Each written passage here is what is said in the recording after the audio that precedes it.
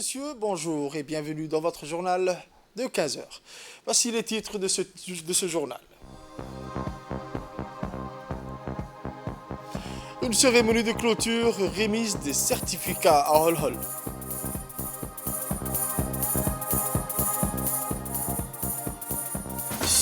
Toujours dans l'actualité nationale, revitaliser l'économie nationale avec une nouvelle dynamique.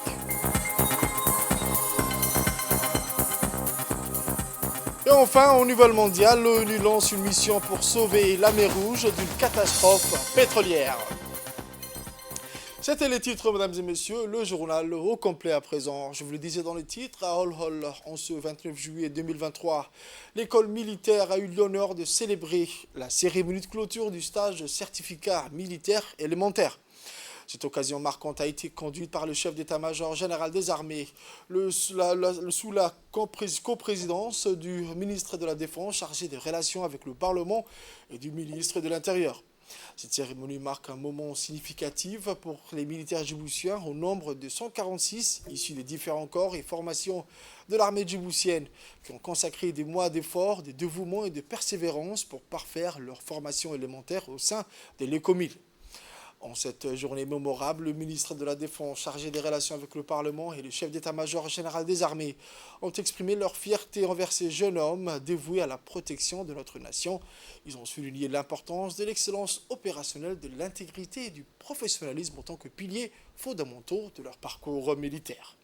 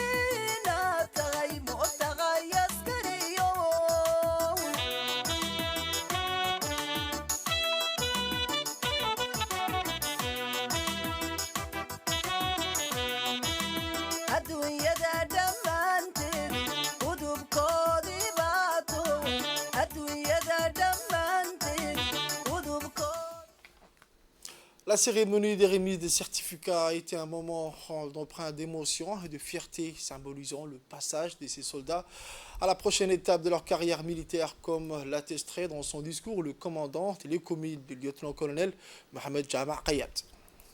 ذلك ما أتى الذين من قبلهم من رسول إلا قالوا ساحر أو مجنون أتواصوا به بل هم قوم طاغون فتول عنهم فما أنت بملوم وذكر فإن الذكرى تنفع المؤمنين وما خلقت الجن والإنس إلا ليعبدون ما أريد منهم من رزق وما أريد أن يطعمون إن الله هو الرزاق ذو القوة المتين فإن للذين ظلموا ذنوبا مثل ذنوب أصحابهم فلا يستعجلون فويل للذين كفروا من يومهم الذي يوعدون صدق الله العظيم. c'est avec un très fort enthousiasme, doublé d'une profonde reconnaissance, que les personnels de l'école militaire vous accueillent en ces lieux emblématiques, creuset de la formation du soldat, pépinière du combattant et maison mère des cadres sous-officiers des forces armées djiboutiennes. La cérémonie qui nous réunit aujourd'hui est consacrée à la clôture d'un stage de certificat militaire élémentaire réalisé au profit de 147 stagiaires des forces armées djiboutiennes issus de tous les corps et formations, et ce pour une durée de près de 3 mois. Ce stage, le deuxième du genre en 2023, s'inscrit dans le cadre de la vaste politique de mise en formation initiée par le haut commandement militaire et prévue par la doctrine militaire 2021. L'objectif recherché étant de dissuader toute action hostile de quelque nature que ce soit contre notre territoire, nos populations, nos intérêts, si besoin, une réponse militaire crédible. D'ailleurs, le président de la commission a pu apprécier physiquement le degré d'assimilation et de connaissances des stagiaires. Ils ont également fait preuve de caractère et d'endurance en composant ces tests finaux avec la forte chaleur que connaît notre pays, très contraignante pour les organismes. Et c'est tout à leur honneur. Je tiens autant à rendre hommage devant vous à tous mes cadres et militaires de rang qui ont œuvré comme à l'accoutumée pour la réussite de cette mission et les exhorte à poursuivre sur cette noble voie qui fait honneur aux forces armées djiboutiennes. Toutes ces actions ne sauraient être réalisées sans le soutien ô combien important et indéfectible du chef d'état-major général des armées, le général de corps d'armée Zakaria Cheikh Ibrahim, qui est particulièrement attaché au développement de l'école militaire. Le stage certificat militaire élémentaire est un parcours intensif et exigeant destiné à former et préparer les militaires djiboutiens à servir avec compétence et dévouement. Pendant 3 mois, les participants ont suivi un programme complet couvrant une variété de domaines allant de compétences tactiques aux valeurs militaires fondamentales. Lors de cette cérémonie de clôture, 142 sur 146 stagiaires ont été honorés pour avoir surmonté les défis du stage certificat militaire élémentaire avec succès. C'est à cette occasion que le ministre de la Défense et de l'Intérieur ainsi que le préfet de la région d'Ali Sabié ont remis aux 3 premiers lauréats leur attestation de réussite. En ce même jour, les ministres de la Défense et de l'Intérieur, le chef d'état-major général des armées, entourés de hauts gradés et des dignitaires militaires, se sont recueillis devant le monument dédié aux soldats tombés au combat. Lors de ce moment empreint d'émotion, des gerbes de fleurs ont été déposées en leur mémoire, témoignant ainsi du respect et de la gratitude éternelle envers ces héros qui ont sacrifié leur vie pour la défense de notre pays. Le cadre de l'école militaire, tant au niveau de la planification, de l'organisation, ainsi que de l'élaboration des programmes de formation. Je reviens à la proclamation de résultats. J'invite les 3 premiers à gagner leur emplacement. Premier, caporal Yassine Moussa Jama. Deuxième, caporal Mahad Siad Ilmi. Troisième, caporal Mohamed Bokore Saïd. À présent, j'invite maintenant le chef d'état-major ainsi que le ministre de la Défense à remettre le diplôme au récipiendaire. مؤتغي الوادي مركيان عسكري قلا عرليقي نولي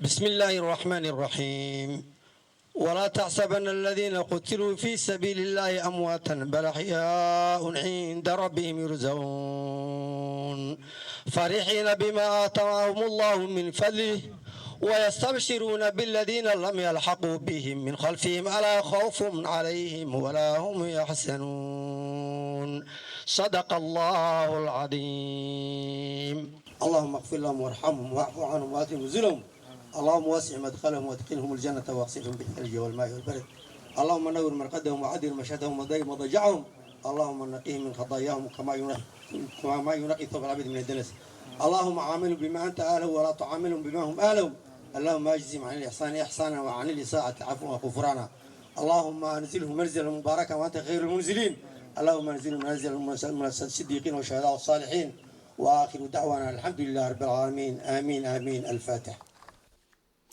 Accompagnés par le commandement de l'UCOMI et les responsables clés de l'ordinaire et de l'infirmerie, les ministres et le SEMGA ont pu suivre une présentation des récentes améliorations apportées aux installations. Ces investissements visent à fournir des conditions optimales pour le confort et le traitement des militaires, ainsi qu'à renforcer leur capacité à assurer leurs missions essentielles. Cette visite a débuté à l'ordinaire où les ministres et le CMGA ont pu découvrir les aménagements rénovés du réfectoire et les nouvelles infrastructures mises en place pour assurer une alimentation saine et quantitative. Ensuite, la délégation s'est rendue à l'infirmerie où les nouvelles installations médicales ont été présentées en détail par les personnels médicaux. Les ministres et le CMGA ont exprimé leur satisfaction quant aux efforts déployés pour moderniser les installations de l'ordinaire et de l'infirmerie. Ils ont également salué le dévouement et le professionnalisme du personnel qui assure le bon fonctionnement de ces services essentiels.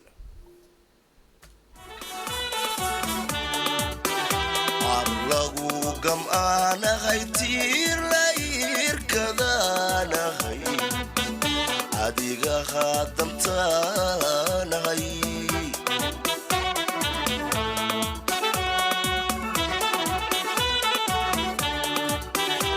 arlagu gam'aanahay tiirlayrkada. Autre actualité à la une de ce journal. Aujourd'hui, une journée d'échange et de dialogue sur l'entrepreneuriat émergent a été marquée par une collaboration remarquable et une perspicacité extraordinaire. Le ministre des Finances, accompagné de ses proches collaborateurs, des représentants gouvernementaux et d'éminents entrepreneurs, a célébré la montée fulgurante d'une nouvelle génération des leaders visionnaires. Ayant eu lieu au centre clé, cet événement a rassemblé des esprits brillants et des entrepreneurs passionnés de tous les coins du pays, mettant en évidence l'importance cruciale de cette force motrice pour bâtir l'avenir économique florissant pour notre nation. Cette rencontre de premier plan a également accordé une attention particulière à la promotion de l'entrepreneuriat féminin. La journée d'échange sur l'entrepreneuriat émergent a été un véritable catalyseur pour l'avenir économique florissant de notre nation. L'engagement en faveur de l'égalité des chances et du soutien aux femmes entrepreneurs témoigne de la volonté du gouvernement de pouvoir une véritable révolution entrepreneuriale. Dans cet esprit d'optimisme et d'expertise partagée, notre nation est prête à saisir les opportunités pour prospérer économiquement et renforcer sa position sur la scène mondiale de l'entrepreneuriat.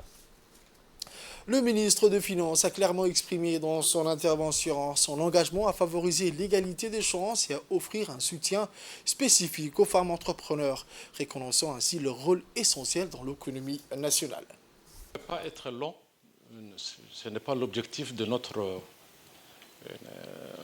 rencontre ou dialogue ce matin. On parle de dialogue, donc c'est beaucoup plus pour vous écouter ce matin. Vous écoutez sur vos expériences respectives. Vous écoutez par rapport à toutes ces initiatives que le gouvernement entreprend depuis de longues années. Le gouvernement, comme vous le savez tous, sous le leadership du président Ismaël Omar Guelleh, considère le sujet de la jeunesse. Il y a des jeunes et des moins jeunes ici. Mais nous considérons tous des jeunes entrepreneurs, quiconque commence même quand il commence à entreprendre à 60 ans. Donc le sujet de l'entrepreneuriat comme un point cardinal de sa politique et de sa vision. Pourquoi nous estimons l'entrepreneuriat, l'initiative privée, l'effort personnel, l'effort collectif, parce que source de beaucoup de bien-être. Quand dans un pays, son secteur privé est vibrant, quand ce secteur privé et cette jeunesse innovent, entreprend, quand cette jeunesse prétend, ambitionne de réaliser des rêves, c'est tout le monde, c'est toute la société qui y gagne. Ces longues années, nous avons considéré, et on le sait, je le répète souvent, et sans langue de bois, je suis comme ça. Ces changements de mentalité doivent en tout cas nous parvenir à Djibouti. Quelle mentalité? La mentalité d'attendre tout de l'État. La mentalité de chercher des emplois seulement dans l'administration. Il y a un tissu des PME, des micro-entreprises, des grandes entreprises. Ce sont ces acteurs qui emploient, qui créent la richesse. Et c'est à cela qu'on doit également y parvenir. Certains d'entre vous, il y a quelques années, vous vous trouviez au chômage. J'en connais plein ici dans la salle, depuis Obok jusqu'à Demirdiok. D'autres avaient une entreprise unipersonnelle. La personne seule. Et certains d'entre vous aujourd'hui, je sais, vous employez des dizaines et des dizaines de nos compatriotes. Et c'est ce mouvement-là que nous souhaitons accélérer. Après sa participation aux travaux du Forum économique et humanitaire à Saint-Pétersbourg, en Russie, le jeudi 27 juillet 2023, le ministre de l'Énergie chargé des ressources naturelles, M. Younis Ali Guedi, a pris part hier vendredi dans la même ville au deuxième sommet Russie-Afrique des chefs d'État et de gouvernement russes et africains sur la paix, la sécurité et le développement, où il représente le président de la République, son Excellence El-Hadj Ismaël Marguerite. L'ambassadeur de Djibouti en Russie, son Excellence le Dr Mohamed Ali Kamil, a pris part également à ce sommet aux côtés du ministre de l'Énergie chargé des ressources naturelles. En effet, organisé sous l'égide du président de la Fédération de Russie, M. Vladimir Poutine, l'objectif poursuivi pour les Russes et les Africains à travers un tel sommet est de renforcer leurs relations bilatérales d'amitié et de coopération en les rendant plus actifs, productifs et durables, et surtout d'identifier de nouveaux axes de collaboration stratégique mutuellement bénéfiques. La participation du ministre Younis à ce sommet a été marquée par son intervention à la tribune. Dans son discours prononcé à cette occasion, il a d'emblée adressé ses vifs remerciements au gouvernement de la Fédération de Russie, ainsi qu'à la Fondation Rose Congress pour leur invitation, pour l'accueil chaleureux réservé à lui-même et à sa délégation, et surtout pour l'hospitalité manifestée à son égard depuis son arrivée en terre russe. Le ministre a ensuite tenu à transmettre aux chefs d'État russes et africains les salutations fraternelles et amicales du président de la République de Djibouti, son Excellence, M. Ismaël Marguerite, ainsi que ce vœu de succès et de réussite des travaux de ce sommet Russie-Afrique. Le ministre djiboutien a par la suite relaté les liens d'amitié et de coopération existants entre la Russie et les pays africains depuis leur ascension à l'indépendance nationale à nos jours, en indiquant que dans le monde contemporain actuel, marqué par des crises multiformes, ces relations sont appelées à se développer, à s'intensifier, à s'approfondir, et ce, pour le plus grand bénéfice de leurs populations respectives. En poursuivant ses propos, le haut responsable politique djiboutien a affirmé que la République de Djibouti, sous la leadership du chef d'État, le chef de l'État, son Excellence M. Ismaël Marguerite, assure actuellement la présidence tournante de l'IGAD, organisation regroupant tous les pays de l'Afrique de l'Est, et ce avec priorité la promotion de la paix et de la stabilité dans la région de la Corne de l'Afrique. Concernant le volet développement, le ministre de l'Énergie djiboutien n'a pas manqué de citer les nombreux domaines possibles de coopération russo-africaine, notamment les secteurs de l'éducation, la santé, l'agriculture, l'enseignement supérieur et de la recherche et des innovations techniques, mais aussi du transport et infrastructures, de la culture, l'économie, l'industrie et du commerce, sans oublier les secteurs de l'énergie, des mines et de l'hydrocarbure. Le ministre a par ailleurs mis l'accent sur la nécessité d'établir un partenariat stratégique gagnant-gagnant entre la Russie et le continent africain dans tous les domaines de développement socio-économique sous-mentionnés afin d'assurer non seulement la sécurité alimentaire et énergétique. Soulignons enfin que lors de son séjour en terre russe, le ministre de l'Énergie chargé des ressources naturelles et accompagné d'une importante délégation multisectorielle comprenant entre autres le secrétaire général du ministère de l'Enseignement supérieur et de la Recherche, M. Abakar Hassan Ali, son conseiller technique, M. Mahdi Ouaberi Hassan, et le directeur des hydrocarbures, M. Wahib Ali Boulou. L'atelier régional consacré au déploiement de nouveaux modèles de financement du partenariat mondial pour l'éducation organisée a été un moment clé dans les efforts visant l'amélioration de l'éducation de base. Les échanges et les réflexions ont été propices au partage d'expériences entre pairs pour renforcer les capacités de pays participants afin d'élaborer des pactes de partenariat nationaux. Le processus d'élaboration de ces pactes a été inclusif avec la participation des différentes parties prenantes du secteur pour une réforme éducative prioritaire en vue de transformer le système éducatif. La délégation du MENFOP, conduite par le secrétaire général M. Mohamed Abdallah Mayoub, a fait à profit cette rencontre pour enrichir de son expérience les pays participants. Le chef de la délégation a fait l'essentiel du travail de présentation de la réforme prioritaire en évoquant d'abord sa formulation. Mais au préalable, il en a rappelé le contexte, mais aussi et surtout les réalisations clés en termes d'accès, d'équité et de qualité.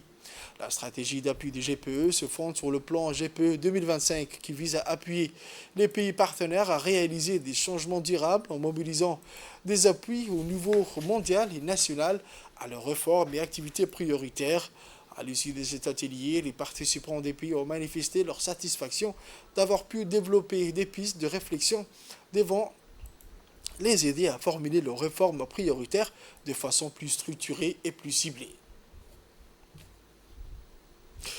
La cérémonie d'ouverture s'est déroulée en 3 temps ce vendredi 28 juillet 2023 au stade des Martyrs de Kinshasa, capitale de la République démocratique du Congo, la RDC. Derrière le symbolique porte-drapeau Mominbo Guélé, nos athlètes ont défilé lors de la parade des nations, point d'orgue de la cérémonie d'ouverture de ces Jeux. Après la parade des délégations et les discours, un spectacle son et lumière a brossé un tableau du Congo avec ses villes, ses peuples et animaux de la forêt. Plusieurs artistes ont tenu en haleine des milliers de personnes qui ont fait leur déplacement au stade des Martyrs. Parmi eux, les superstars congolais Fally Ipupa.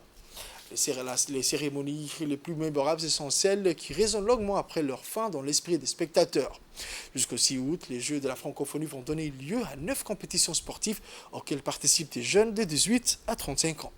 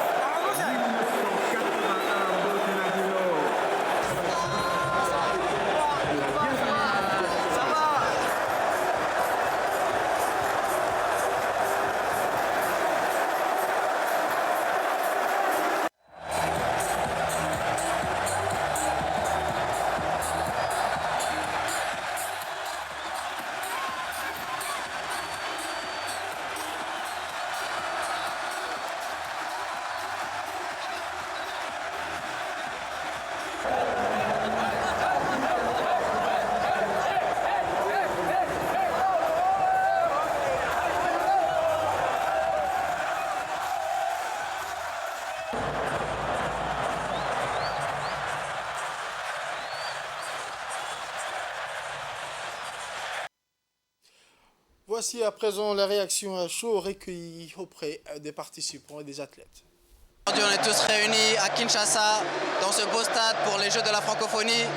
On est avec tous les athlètes, athlétisme, judo, pour amener de belles médailles, Inch'Allah, pour le pays. Et on est tous fiers d'être ici et on est très heureux. 9e 21e édition de la francophonie a été ouverte ici au Congo-Kinshasa. La cérémonie s'est très bien passée. Notre porteur des drapeaux, M. Moumibou Guélé, qui a été devant. Tout le monde a été content. La cérémonie s'est très bien passée. Nos athlètes et nos joueurs, nos judokas ont bien démontré, ont bien représenté la République de Djibouti. Et nous sommes fiers de ce drapeau et nous espérons et nous sommes sûrs de remporter plusieurs médailles pour démontrer la représentativité de Djibouti dans Grand format de ce journal. Cette année à Djibouti-Ville, la période de grande chaleur a été le principal facteur de déplacement interne et externe de la population djiboutienne. En effet, la vague de chaleur de ces 2 derniers mois a provoqué un flux de déplacement de la population citadine vers les régions de l'intérieur et des pays limitrophes, d'où résulte un coût financier inhérent au changement climatique. Afin de cerner le sujet, une équipe de la RTD a été diligentée pour sillonner les gares routières de la capitale et voir de plus près la situation. Ce faisant, c'est par le biais de ce magazine de la rédaction que nous allons ensemble découvrir ces flux migratoires provoqués par la période de grande chaleur.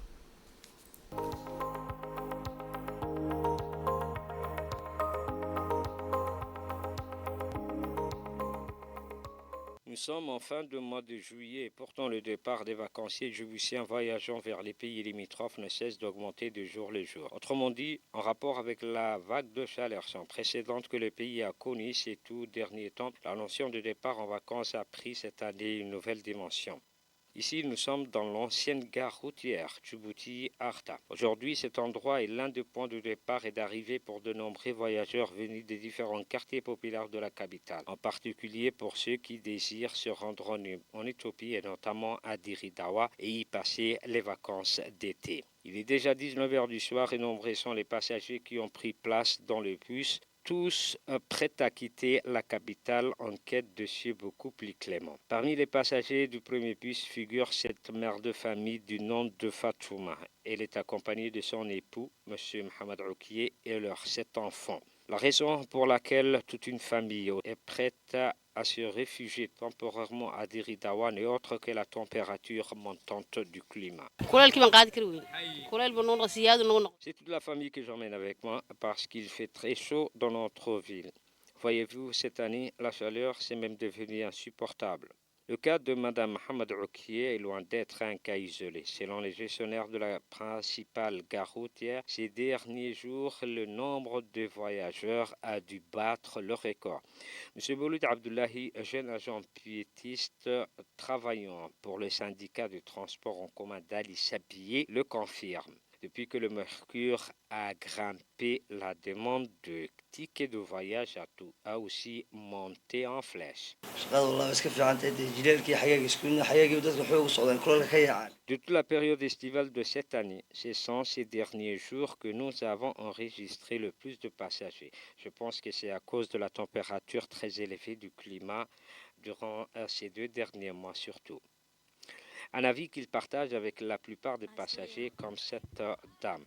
Comme vous pouvez le constater, à cause de la chaleur, il est difficile de rester à Djibouti-Ville. C'est pour cette raison que j'ai décidé de me rendre en Éthiopie où le climat est moins rude.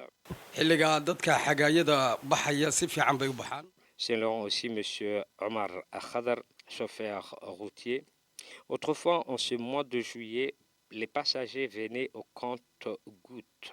Bien sûr, parce que la majeure partie de nos touristes étaient déjà partis.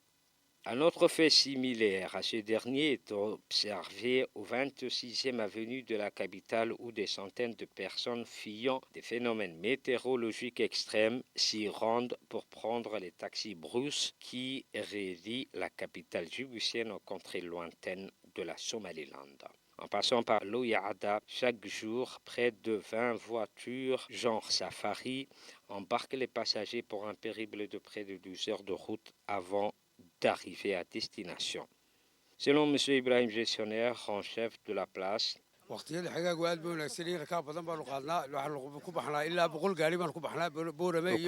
de cette période estivale, nous avons connu le plus grand nombre de touristes jamais enregistrée. L'augmentation en nombre de touristes est aussi une aubaine à saisir pour les femmes changeuses de pied de la place. C'est le cas de Madame Firouz Mohamed, une des nombreuses femmes exerçant le métier dans l'enceinte de la gare routière. Pour nous, machallah, notre bénéfice a plus que doublé ces derniers jours, surtout par rapport aux autres mois de l'année. Comme il y a eu un répandissement de la chaleur, de nombreux voyageurs sont venus ici pour changer leur billet avant de prendre le bus, bien sûr. Enfin, pour conclure le sujet, l'impact du changement climatique sur les sociétés humaines ne se résume guère aux dégâts irréversibles causés aux écosystèmes, mais provoque également des déplacements de population sans précédent. Des déplacements qui coûtent cher pour ces ménages, la plupart issus de la classe moyenne de notre population. Ces derniers ont dû sûrement puiser dans leur budget pour financer ces vacances. Bon, nouvelle mondiale, je vous le disais dans les titres, le Kenya a inauguré la plus grande usine d'assemblage de motos électriques d'Afrique de l'Est. Alors que la transition vers la mobilité électrique s'accélère dans le monde, cette infrastructure d'une capacité de production annuelle de 50 000 unités vient offrir des solutions de transport durables et promouvoir des alternatives énergétiques propres, selon le président William Ruto. L'Afrique de l'Est se dote de sa plus grande usine d'assemblage de motos électriques que le président kenyan William Ruto a inauguré le 25 juillet 2023 à Nairobi, l'infrastructure d'une capacité de production annuelle de 50 000 unités. L'installation érigée sur 10 000 mètres carrés vient d'appuyer le développement de la mobilité électrique au Kenya et dans la sous-région. Pour le chef de l'État William Ruto, la nouvelle usine répond à la vision commune d'améliorer la mobilité urbaine, offrant ainsi des solutions de transport durables. Il a indiqué que l'initiative cadre avec les objectifs nationaux et régionaux de réduction des émissions de carbone et de promotion des alternatives énergétiques propres. Le dirigeant kenyan estime que l'infrastructure devrait générer à l'économie kenyane des revenus d'environ 400 millions de shillings. C'est tout pour ce journal de 15h, mesdames et messieurs. Merci à vous de l'avoir suivi et restez avec nous pour la suite du programme sur Télé Djibouti.